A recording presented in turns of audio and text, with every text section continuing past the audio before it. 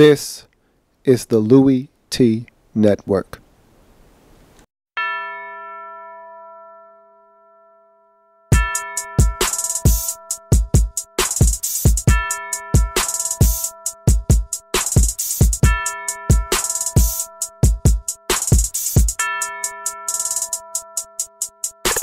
See, first come the preseason, and I don't take a day off. And then my team was 6-10, and we ain't smell a playoffs. Yeah, I seen the Super Bowl, but I heard they just play balls. A lot of teams had injuries. Sam Bradford had to take off. Go hard in the offseason, but you don't know the half. Before you know, we gon' look up, and we ready for the draft. They dressed up in that suit top, and I don't know how to act. They waiting, so patient, so they can put on that hat.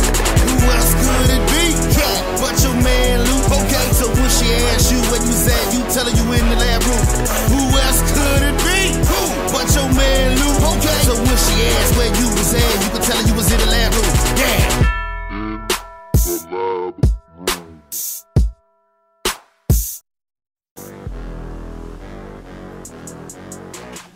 Who else could it be? Me, your me. Louie Tee, welcome. You are in the lab room. Of course, I'm your host, Lou. Thank you for joining me. Week number 8 in the National Football League.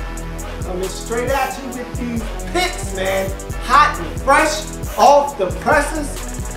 But before I can get to those picks, man, gotta talk about last week. Got a couple of announcements first, though. House cleaning time. House cleaning time.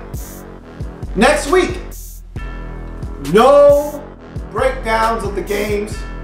I've got some business to attend to. Gonna actually be making my first appearance on television, so I'm excited about that. Going up to DC to have a collaboration on a show called The Playbook. And so that's gonna be really exciting for me. You'll hear more details about that as the details come along.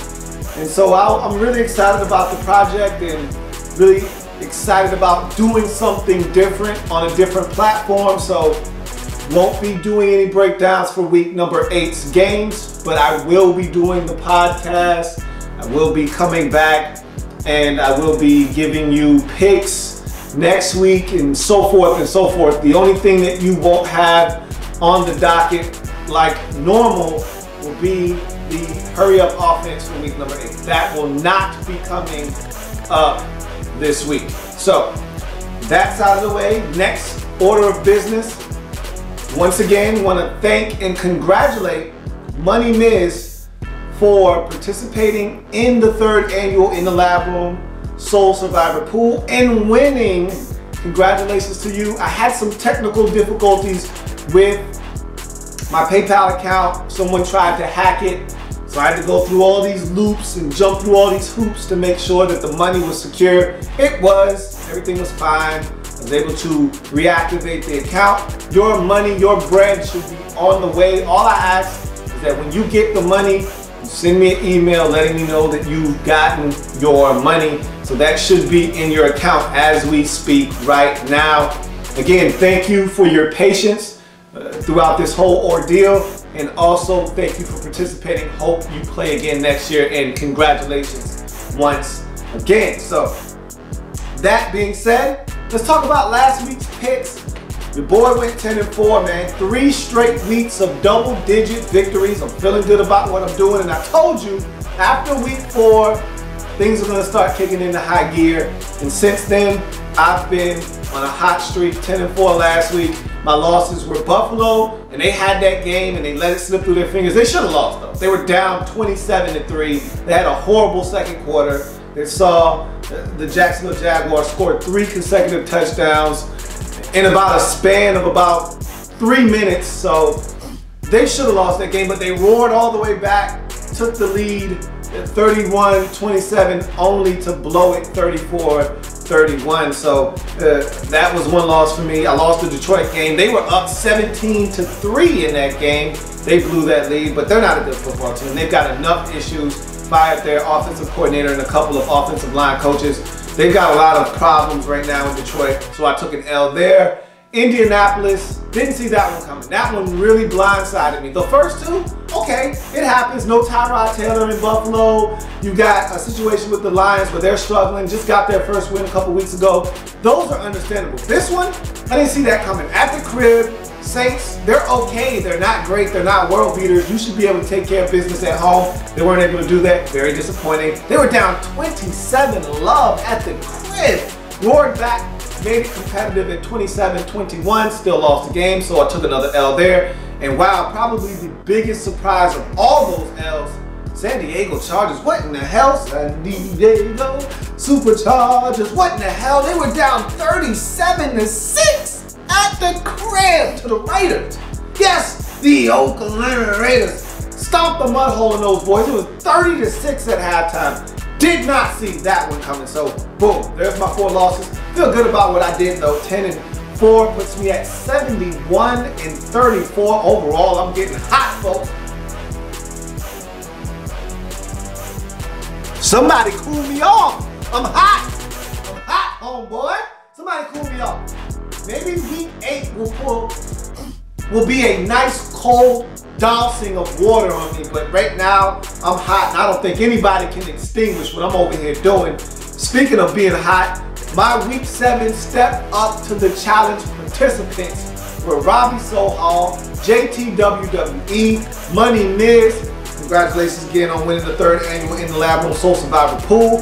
Insane Juggernaut and Alfredo Altanor. Let me give you what they were able to accomplish in week 7. Robbie Sohal back on the beaten path. Missed you last week, so it was good to get you back up here again. 9-5 for Robbie Sohal. Not bad, but I'm expecting bigger things, better things from Robbie. He's a guy that's usually in double digits with me, so good to see Robbie back on the board at 9-5. JTWWE, 9-5 as well. So, and he was actually 9-4. Didn't give me a Monday night pick. Probably picked the Cardinals, but you didn't give me the pick, so I'm gonna dock you a loss for that. 9-5 for JTWWE. Money Miz, just like I, 10-4. So okay, very impressive for Money Miz. Wasn't good enough for him to just win the Soul Survivor Pool. He's also dropping dimes on us, 10-4. Insane Juggernaut for the 2nd consecutive week, struggling a little bit, 7-7 on the week. He had a rough go of it. He picked some upsets. They didn't come through for him. That's what happens when you go out on a limb and the branch is a little flimsy. You're gonna end up being 7-7. And my man Alfredo Altanor stepped up to the challenge once again. Again, I thank you for stepping up, but he had a rough one. It was a rough week. Alfredo Altanor 6-8 out last week. He sent me his picks and he vows to do better in week 8. I hope you are right, my man, because 6-8 is rough. So we'll see what happens, but like he always says, hey, the Panthers won. That they did. So 6-8 for Alfredo Altanor. Thank you, all of you, for stepping up to the challenge in week number 7. Now, let's go on to week number 8. So I'm off to a good start. New England Patriots took care of business as I assumed they would. And I'm pretty sure all of you thought the same thing. So that was an easy layup, just like last week was a pretty easy layup. You take the bunnies when they give it to you. And so they gave us an easy bunny. I'm taking that chip shot.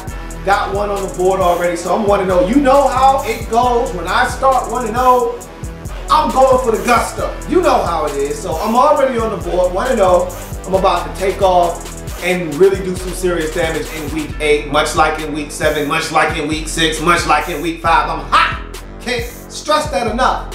So we're gonna start in London. Detroit at Kansas City. Over in London, expect the Chiefs to take care of business. Lions are struggling. The bye week can't get here fast enough for this Detroit Lions football team. They're gonna take one more L, go into the bye week and try and fix some things. Firing Joe Lombardi may help, may not help. We'll see what Jim Bob Cooter is all about. But he's not gonna get them a W versus that Chiefs team, that defense. Alex Smith's gonna take care of the football. They're gonna get it done. No London magic for the Lions this season. Remember last year, they had the big time comeback against the Falcons over in London. That's not happening. Give me Kansas City to win that football game. We come back to the States. Tampa Bay at Atlanta. Falcons are going to take care of business. They're at home. It's a little bit of NFC South family business. You're going to win that division. You're going to challenge Carolina for that throne. Can't lose to Tampa Bay at the crib. Don't be like New Orleans and drop one to the Buccaneers at the crib. Don't see the Falcons falling into the trap. Give me the Falcons at home to take care of the Tampa Bay Buccaneers, who are still reeling after blowing a 24-point lead a week ago versus the Redskins. Arizona Cardinals at the Cleveland Browns. This is a trap game, folks. Josh McCown's going to play, and if he plays anything like he's been playing, the Browns have a chance in this game. Cardinals are struggling in the red zone. This could be a very scary matchup here. I'm taking the Cardinals. I may regret this, but I think they're going to be able to get it done in this football game. But hey, stranger things have happened. Give me Arizona, but I'm very wary about this football game. San Francisco 49ers at the St. Louis Rams. Rams are hot. They're at home. 49ers are struggling. They've got plenty of questions, not enough answers. Todd Gurley is on a mission. Give me the Rams to smoke the 49ers in a little bit of family business NFC West style. Giants at the New Orleans Saints. Giants coming off of a big win at home versus the Cowboys. Saints coming off a big win on the road versus the Colts. Saints playing a lot better than I thought they would be at this point in the season after they started out struggling. Giants are up one week, down the next. Really don't know what you're getting from those guys. Give me the home team. Saints, get it done at the crib. Minnesota Vikings at the Chicago Bears. Bears coming off a bye week. Vikings playing pretty good football. They're 4-2, folks, just in case you haven't been paying attention, and in second place in the NFC North. You want to stay there, you want to separate yourself and put a little bit of distance between you and the rest of the teams in the league. Look, Green Bay's up there, you're chasing them. Bears are down here, so are the Lions. You want to keep them down there, go on the road, beat Chicago, put another W in the left-hand column. I expect the Vikings to do that. Give me the Minnesota Vikings on the road to do it again, like they did last week on the road in the division. Vikings win the football game. San Diego Superchargers taking on the Baltimore Ravens. This is an ugly football game. Ravens are 1-6 now. Chargers are 2-5. Who saw that coming before the season started? Not I. This game is ugly. Chargers are on the road. They struggled last week. I don't like picking the Ravens for anything this year. They've let me down too many times. I'm not going down that road again. They're probably going to win because I'm not picking them. I'm taking the Chargers on the road, get a win, and get their first road victory of the season, and try to get back on track. What the hell is going on? What the hell is going on out there in San Diego? I don't know. Fix it. Here's a good week to get healthy, beat the Ravens, and get to 3 wins on the season. Cincinnati at Pittsburgh, probably the second best game on the docket this week. Don't sleep on Raiders, Jets, but no one's topping the Sunday night game. This one's going to come as close as you're going to get. This is big boy football, AFC North style. You're talking about 6-0 Cincinnati going up against 4-3 Pittsburgh. This one has the makings of a really good football game. And I think those are the two teams that are going to vie for that crown in that division. I think Pittsburgh is the best team in that division. I've said it all along. I'm staying steadfast to what I believe in. Ben Roethlisberger is back from the injury. Cincinnati struggles with Pittsburgh just about every single season. Last year, the Steelers swept the Cincinnati Bengals. I don't know if they're going to do that again, but I think they're going to be able to win this game at home for the first time all season long. All of the killer bees are in the lineup. Bell, Brown, Bryant, and now Ben. This spells trouble for the Bengals. Give me the Steelers at home to win this football game and tighten up that divisional race in the AFC North. Tennessee Titans on the road versus the Houston Texans. This game is ugly. Both of these teams are bad. Texans are at home. You know how I feel about bad football teams facing off. When it's two bad teams, you take the home team. No Marcus Mariota makes it that much easier for me to take the Houston Texans in this football game. Jets at the Oakland Raiders. This is a big time matchup. No one's really talking about it. This is a big one. You've got the 4-2 Jets taking on the 3-3 Raiders. Somebody is going to take that step because both of these teams aren't making the postseason. Somebody's serious, someone's not. The winner of this game is serious about making the postseason. The other, not so much. I'm thinking the Raiders, they think they're ready, but they're really not. And I think the Jets are going to show them you're making some progress, you're taking some steps, you're making strides, but you're not there yet. Jets go on the road, play some defense, force some turnovers, win this game. Give me the Jets on the road to take care of the Raiders. Seattle Seahawks at the Dallas Cowboys. Looks like Dez Bryant is on track to play in this game. Who's throwing him the football? Yep, still not Tony Romo. That's a problem. It's Matt Castle against that defense. Seahawks starting to get some things figured out. They've struggled on the road this season, but I like their chances in this ball game. I think they're going to go on the road, kind of exercise some road demons. They played well on the road last week. I think they're going to play well on the road again this week. Give me Seattle to win this game and really send this Cowboys team into a tizzy. Move on to the Sunday night game. Sunday. Didn't get much bigger than this, folks. Green Bay Packers 6-0 on the season, taking on the 6-0 Denver Broncos. Somebody's must go. I'll tell you right now, not surprisingly at least, this is your Super Bowl 50 matchup in February. These two teams might be the best two teams in their respective conferences. And I know everybody's like, what about New England? Yeah, I know New England's out there. I know what they're doing. But their defense doesn't look like this Denver defense. That's for damn sure. We know come January, come February, defenses win when it gets into those months of the year. When we get late in the season, defenses triumph over offense. Nobody's better in the league at playing defense than the Denver Broncos, and that is exactly why I'm taking the Broncos at home to beat the Aaron Rodgers-led Green Bay Packers. I don't think the Packers have enough offensive firepower to deal with what the Broncos are going to come at them with on the defensive side of football. Like I said before, this may be the most talented defense these eyes have ever seen. I've seen a lot of good defenses in my day. This defense is ferocious. They make plays at every level. I want to see if the Packers can handle what this Denver Broncos defense is going to throw at them in this game. Give me Denver at home. And finally, Monday Night Football, Indianapolis Colts at the Carolina Panthers. It's a trap game for the Panthers. Don't fall into the trap. Every hallway's got some crack in it. Don't get trapped in it. I think the Panthers are going to make sure they stay out of the trap. This Indianapolis Colts team is struggling. We've got a lot of issues from the front office all the way down to the field.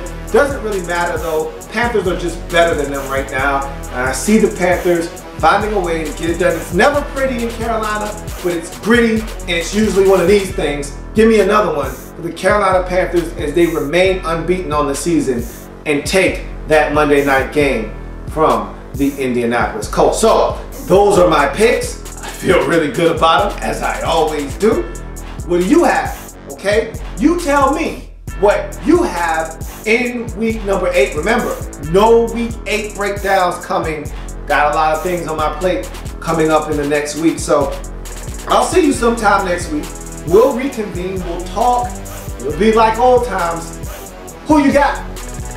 Week 8 football. If it happens in the National Football League, whether big or small, you know we cover it all here in the lab room. Come back and join me as I continue to break down anything and everything in the National Football League.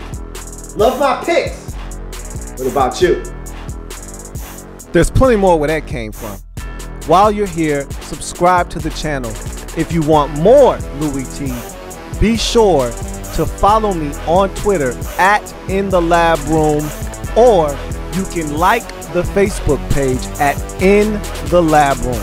That's In the Lab Room on Facebook and at In the Lab Room on Twitter. Don't forget, subscribe to the channel if you haven't already done so.